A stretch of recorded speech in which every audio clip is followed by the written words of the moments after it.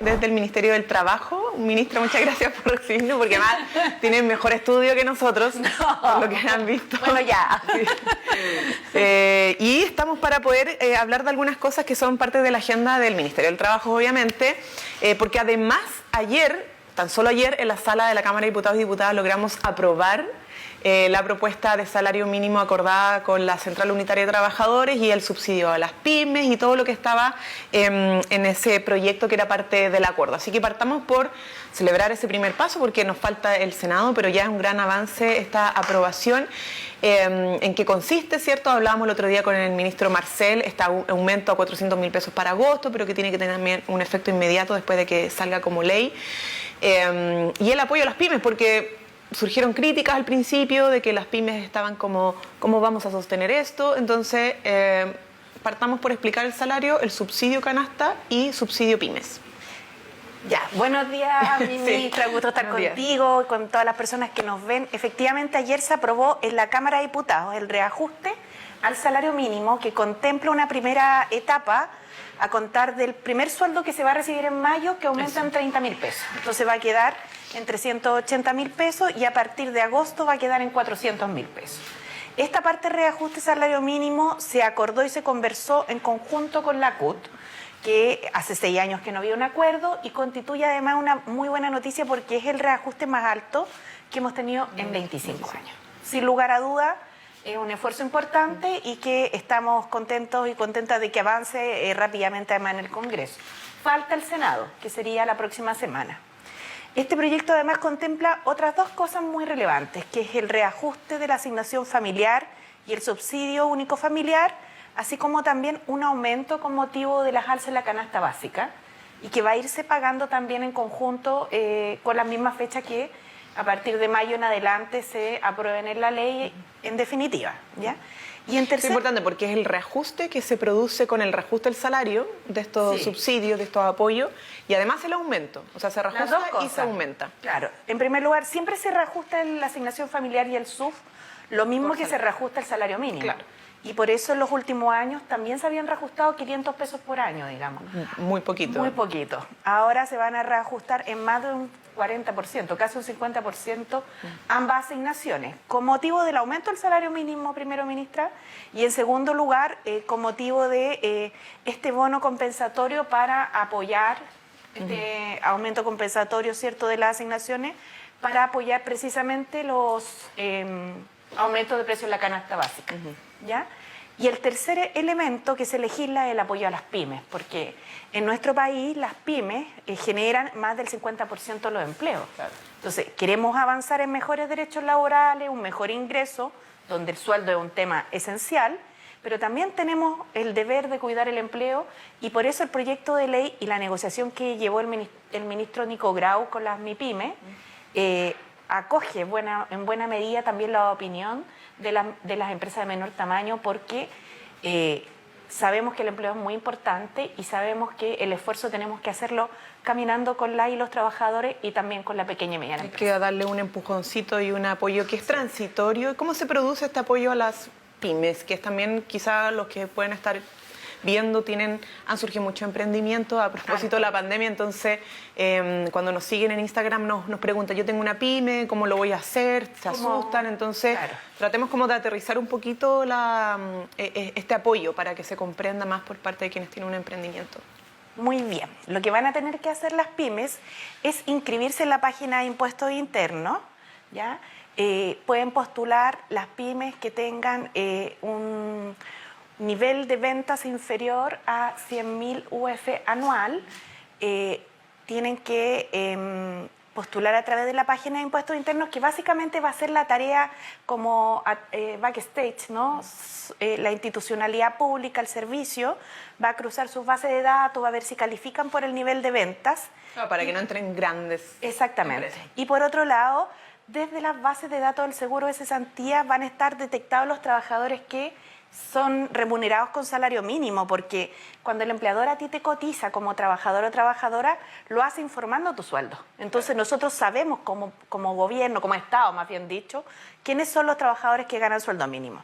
Se van a cruzar estas dos cosas, el emprendedor, él o la dueña de una pequeña empresa postula vía impuestos internos, ingresa sus datos y se va a producir el cruce automático y se le va a entregar este aporte que en promedio son 22.000 pesos por trabajador. Entonces va a subir el sueldo mínimo en estos 30.000 pesos y por cada trabajador se le va a ir entregando este subsidio. Gran parte del aumento se cubre ese subsidio, ¿no? Del aumento real, porque el aumento del IPC, de la inflación, lo va a cubrir la PYME, porque la inflación es lo que además cubrimos también nosotros, las personas naturales, también los grandes empleadores o empresarios. Entonces, la inflación es un costo que vamos a tener que asumir todas y todos, y de ahí la importancia de también controlar la inflación, digamos. Y por eso hemos estado también con algunas medidas de protección frente a la inflación, como las que se han anunciado en torno al tema de contener el alza de los precios de la parafina, de la benzina y apoyar a las familias. Logramos aprobarla ayer en el Senado también. Sí, avanzó fue una gran ayer. noticia, esto la aprobación del salario mínimo y el mecanismo de contención del alza de las parafinas, que además permite que baje incluso. Que baje. Entonces, eso también es una gran noticia. Esperamos que pronto ya pueda ser ley. Vamos a los temas quizá como más más allá de los ingresos, ¿cierto? Los temas laborales que se acordaron y que son parte de la agenda. Estamos hablando sí, de... muy interesante. 40 horas, por ejemplo, que hemos sido bien promotores de esto, que esperamos poder cumplirlo lo antes posible, que también está en el acuerdo con la CUT, el convenio 190, que tiene que ver con combatir los abusos y acoso en el ámbito del trabajo, y además la reforma previsional, que evidentemente también tiene que ver con el mundo del trabajo. Sí. Son las cotizaciones y son cuánto tú como trabajador, trabajadora puedas tener a futuro en el momento de jubilar. 40 horas, ¿qué es lo que se ha ido avanzando? Primero este acuerdo, pero hay un camino trazado de cómo llegar a una propuesta que pueda ser realidad lo antes posible. Prontamente. Sí, efectivamente, en el acuerdo con la CUT, junto con el salario mínimo, diría que pudimos concordar, gobierno, trabajadores, una agenda de corto y mediano plazo. Porque hay urgencias que ir resolviendo, pero también hay que ir mirando el mejoramiento de las condiciones laborales con un poquito más de perspectiva. En ese sentido, 40 horas como una de las prioridades de la agenda de gobierno y también de la agenda del mundo de los trabajadores y trabajadoras, lo que en el momento en el que está, ministra, es la instalación de la mesa técnica en la cual estamos resolviendo tripartitamente, trabajador, empleador y gobierno, cuáles son la forma en la cual las 40 horas se van a instalar, con qué gradualidad, cómo se va a resolver el tema de las horas extraordinarias, qué va a pasar con los turnos que son continuos. Y estamos en ese trabajo en este momento, preparándonos muy pronto para poder ingresar, ojalá con un acuerdo también entre empleadores, trabajadores y gobierno, la indicación legislativa, ese emblemático proyecto de ley que pucha que nos hace falta, porque trae un buen vivir sin duda, sobre todo, bueno, tú lo sabes evidentemente, pero sobre todo aquellas ciudades en las cuales son más segregadas y se suma a la jornada laboral. Claro, los tiempos de en la micro, los tiempos de traslado, así que sí, lo digo por mis vecinos de Maipú que saben de lo que estoy hablando. Hora y media, 2 horas a veces o más. Mucho tiempo. Traslado Talagante, Puente Alto, en la región metropolitana, pero también en regiones esto se da. Además, claro. Así que muy importante. Eso es súper importante. Bueno, la gradualidad obviamente, la propuesta base contempla 5 años para las pymes y 1 año para las grandes empresas, pero efectivamente hay distintos tipos además de jornada. Está la jornada ordinaria, que es sobre la base que opera principalmente la reducción, pero hay jornadas excepcionales, jornadas especiales, etcétera, etcétera, que ahí también ver cómo avanzar, o sea, si es que es necesario avanzar inmediatamente o también esperar una adecuación propia propuesta por los trabajadores y trabajadoras con los empleadores. Sí. También es necesario considerar esas posibilidades. O sea, la minería tiene un sistema distinto, por ejemplo. Por los turnos, claro. Pero yo diría que en general hemos tenido buena acogida también en el mundo de los empleadores, ¿eh? Y eso es importante porque se da un espacio de diálogo para encontrar mejores condiciones de vida y de calidad de vida, que es muy positivo. Lo que sí que hay sectores que son más complejos y tenemos que ver cómo apoyamos. O sea, por ejemplo, en el caso, ministra, de los panaderos. de los emprendimientos de la panadería y tenemos que ver también. Entonces, tenemos que irnos haciendo cargo de eso. En esa pega estamos y haciéndola rapidito. Ahora ¿Cómo se ordena mejor el trabajo? Porque a veces no tiene que ver con la jornada propiamente, sino que la organización del trabajo. Tal cual.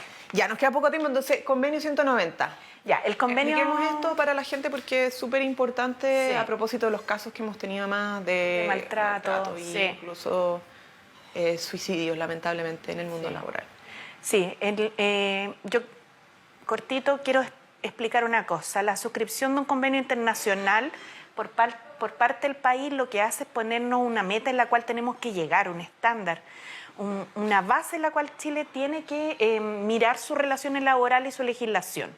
Entonces, el presidente acogió, ¿cierto?, este llamado a poder suscribir el convenio 190 para promover toda una legislación, toda una reglamentación y toda una práctica laboral que libera los espacios de la violencia, en particular la violencia de género.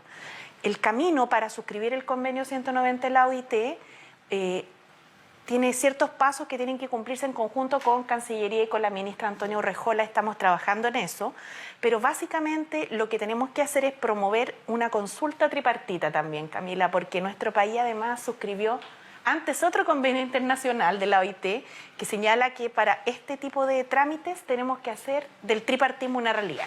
Entonces, ese es el primer hito. El tripartismo, expliquemos por qué. Ah, sí, que es algo que existe en el mundo laboral habitualmente, pero que en Chile ha sido muy poco utilizado y que significa que se avanza en leyes laborales y previsionales con acuerdo entre empleador, o con diálogo más bien dicho, entre empleador, trabajador y gobierno. Ahí está el tripartismo. Claro, que a veces puede confluir a un acuerdo maravilloso, pero que a veces no logra confluir en una única posición, pero que permite un ejercicio de diálogo previo en el cual la mayoría de las cosas se puede resolver. A dialogar para resolver estas cosas. Claro, pongámonos de acuerdo, ese es el punto.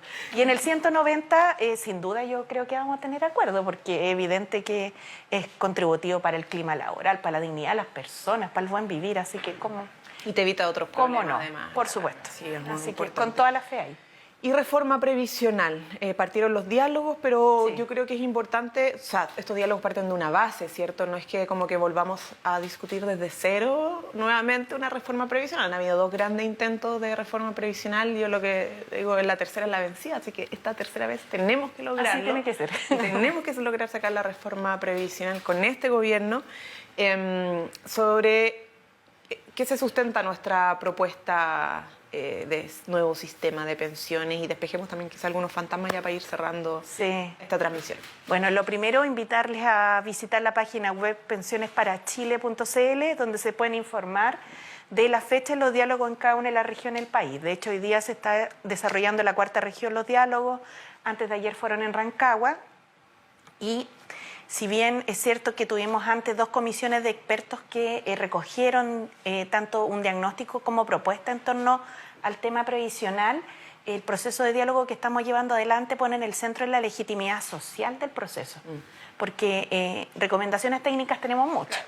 Comisiones de expertos. La legitimidad social del proceso es muy relevante para este efecto también, porque básicamente los sistemas de pensiones se financian con cotizaciones y con impuestos. Y cuando la cotización no tiene legitimidad, que es lo que nos pasa en el actual sistema FP, porque la gente se siente que cotiza y en realidad la única garantía que tiene es que mañana va a tener una pensión miserable, insuficiente, miserable, muy baja. No, dice, ¿para qué cotizo entonces? Bueno, estamos en ese proceso y los principios que evidentemente van a estar presentes en nuestra reforma previsional son los que la constituyen de un sistema privado de pensiones administrado por empresas lucrativas que han hecho de las pensiones un negocio como son las FP, hacia un sistema de seguridad social. Y en eso va a estar presente el tripartismo en la cotización con la presencia del empleador. El Estado ya financia casi el 70% del sistema de pensiones. Otro día podemos hacer un live completo para hablar de eso. El sistema, buena parte. básicamente. Sí, buena parte. Así como también las antiguas cajas y CAPREDNI y PRECA. Entonces va a haber tripartismo con la incorporación del empleador en la cotización, va a haber entidad pública, porque esto es un derecho humano, el acceso a la seguridad social, no un bien de consumo que se trance en un mercado exclusivamente entre privados. Aquí hay un enfoque de derecho humano y va a haber también solidaridad.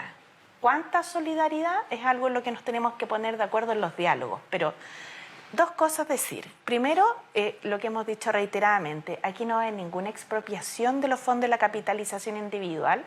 Primero porque nunca lo hemos planteado, no está en nuestro programa de gobierno, no es nuestra intención, pero además porque no tiene ningún sentido. Porque si yo le expropio, de acuerdo a las normas que existen en nuestro derecho, un celular a una persona, la tengo que restituir con una indemnización de perjuicio. O una vereda, no sé qué es lo que ocurre a veces cuando se expropian, ¿cierto? Para construir autopistas se expropia y se indemniza. ¿Qué sentido tendría expropiarle a alguien una cantidad de dinero para restituirle la misma cantidad de dinero? Entonces no hay expropiación de fondos. Y en segundo lugar, sí nuestro sistema tiene que ser un sistema en el cual lo que exista sea un sistema de seguridad social. Y eso es lo esencial, significa que las personas, cuando dejan de trabajar, las personas mayores, y dejan de percibir ingresos, no pueden por sí mismas tener que hacerse cargo de todo solas, porque si no, no habría sistema de seguridad social, sino que estaríamos hablando del individualismo más puro y duro, que es lo que hemos tenido básicamente una cuenta de ahorro. Estos 40 años. Y por tanto, eso es lo que tenemos que cambiar. Así que sí, porque ante situaciones de perjuicio graves que pasa una persona que cotiza, bueno, el sistema tiene que protegerlo más allá de incluso de cuánto cotizó. Claro que sí. Y ese es el compromiso como sociedad, porque en el fondo es apoyar a las personas mayores que ya han entregado tanto y que hoy día están rascándose con sus propias uñas, y esto no puede seguir. Así que cuando hablamos de solidaridad, acordarse de estos casos, porque está en directa relación con cómo apoyamos a las personas mayores del país. Así es. Y además basado en el pilar base. En principio, todo con un piso universal, claro, que ya se logró aumentar, se creó, se aumentó, y nosotros vamos a aumentar más en función de los impuestos. Claro que sí. Porque recaudar la reforma tributaria. Eso, la reforma tributaria va a ser clave para eso, porque la contribución a la pensión o la modificación al sistema de pensiones va a venir en base a las cotizaciones, a las contribuciones, pero también con un pilar previo, que es la pensión base universal, que compromete nuestro programa de gobierno para toda la población, con una pensión base de 250.000 pesos, que está muy ligada a la reforma tributaria que vamos a realizar para recaudar más, precisamente para poder tener más y mejores pensiones. Sí, eso es súper importante, es como lo mínimo, ¿cierto? Desde aquí para arriba, el piso que tiene que garantizar el Estado a través de la recaudación de impuestos, y que, por cierto, esa recaudación no venga simplemente el IVA, sino que de los que más tienen, para que sea más justa y más redistributiva y más solidaria al final, que es un pilar fundamental del sistema. Muchas gracias, ministra, por el tiempo. Muchas gracias, ministra. Esperamos que hayamos respondido dudas, porque todas estas transmisiones las hacemos en función de que nos escriben y nos preguntan cosas. Bueno, con las ministras y ministros la idea es poder ir despejando aquello. Muchas gracias por acompañarnos en esta nueva transmisión. Hasta luego. Chau.